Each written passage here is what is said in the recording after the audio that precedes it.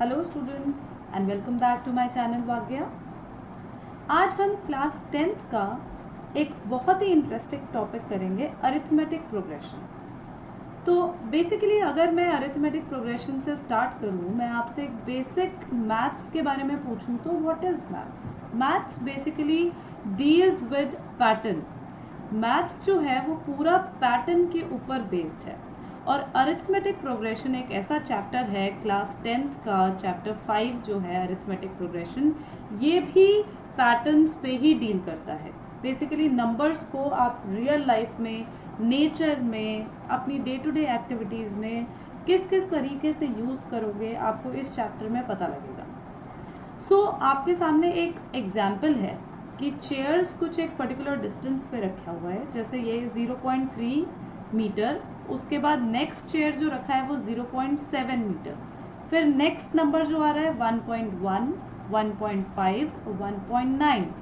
अगर मैं आपसे कहूँ कि आप यहाँ पे एक पैटर्न ऑब्जर्व करो, 0.3 के बाद 0.7 आया, तो कितने पर्टिकुलर फिक्स्ड नंबर से वो ऐड हुआ? 0.4 मीटर से अगर आपने ऐड किया तो 0.7 आ गया। नेक्स्ट आप सोचिए 0.7 के बाद 1.1 कैसे आया होगा? अगेन 0.4 मीटर ऐड किया, अगेन 0.4 मीटर ऐड किया। So when a fixed number is added, so such progression is called as arithmetic progression. Now अब ये ज़रूरी नहीं है कि आप ऐड ही करें तो ही आप इसको अरिथमेटिक प्रोग्रेशन कहेंगे। अगर आप सब्ट्रैक्ट भी करते हैं तो भी ये हमारा अरिथमेटिक प्रोग्रेशन बनता है। तो अगर आपसे पूछें कि 1.9 के बाद नेक्स्ट चेयर की पोजीशन क्या होगी, सो आप उसमें 1.9 में 0.4 ऐड करेंगे तो this comes out to be 2.3.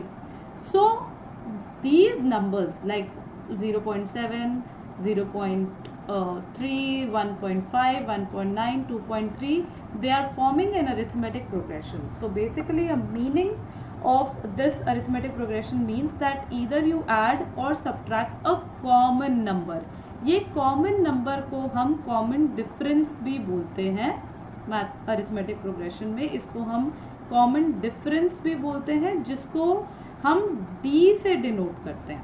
तो अगर यहाँ पे पूछा जाए कि एक कॉमन डिफरेंस क्या है जो थ्रू आउट ऐड होता गया, वो यहाँ पे डी आया 0.4। और फर्स्ट टर्म 0.3 मीटर है, इसको हम ए से डिनोट करते हैं। तो ये फर्स्ट टर्म हो गई आपकी और इसको हम ए से डिनोट करेंगे। तो दो टर्मिनोलॉजी यहाँ पे बहुत इंपॉर्टेंट है, ए और डी। ए आपका फर्स्ट टर्म हो गया और डी आपका कॉमन डिफरेंस हो गया। अब जैसे कि मैंने आपको बताया कि ज़रूरी नहीं ये ऐड करने पर ही आता है, अगर आप कोई एक फिक्स्ड वैल्यू सब्ट्रैक्ट भी करोगे तो भी एक पैटर्न बनेगा और हम उसको अरिथमेटिक प्रोग्रेशन में ही कंसिडर करेंगे। एक एग्जाम्पल देखते हैं। फॉर एग्जाम्पल आप ये देखिए, 35 के बाद 33 आया, वैल्यू कम हुई। 33 के बाद 31 आया, तो हम कितनी वैल्यू कम करते जाएंगे कि यहाँ तक पहुँच जाए? तो 35 से 33 मतलब आपने -2 किया, 33 से 31 अगेन -2 किया, फिर 31 के बाद अगर -2 करेंगे तो आप कितना आ जाएगा? 29। इसी तरीके से आपका पैटर्न बनता जाएगा। तो अगर मैं आपसे पूछूं यहाँ पे ए क्या है, तो ए हमारा फर्स्ट टर्म है 35।